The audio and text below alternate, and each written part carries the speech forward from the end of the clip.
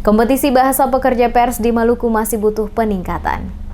Standarisasi profesionalisme pekerja pers atau jurnalis di Maluku dalam penggunaan bahasa yang baik dan benar masih membutuhkan pembenahan yang berkelanjutan secara terus-menerus hingga benar-benar memadai. Demikian disampaikan Kepala Kantor Bahasa Provinsi Maluku Asrif. Menurut Asrif, harus diakui jika saat ini masih dapat dijumpai ada wartawan atau pekerja pers yang memiliki kompetensi bahasa yang cukup rendah hingga sudah tentunya sangat berpengaruh pada kualitas kerjanya yang tertuang dalam penulisan hasil peliputan atau karya tulisnya. Dia mengatakan hasil karya tulis atau buat tangan jurnalis itu diperuntukkan bagi publik, maka penilaian kualitas dan tidaknya sebuah karya tulis ataupun pemberitaan akan bermuara pada publik juga. Untuk itu, pembenahan dan penguatan penggunaan bahasa merupakan sebuah keharusan, misalnya melalui berbagai edukasi, tukar pikiran sesama kelompok jurnalis hingga pendekatan-pendekatan junior-senior sebagai bentuk upaya pembinaan.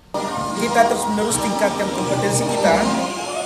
Apalagi pada masa sekarang, beberapa wartawan kompetensi berbahasanya cukup rendah, sehingga perlu ada edukasi-edukasi seperti ini, ada pendampingan-pendampingan seperti ini, ada diskusi bertukar pikiran antara senior dan junior, agar kemudian masalah bahasa itu dapat tertangani. Itu harapan kami.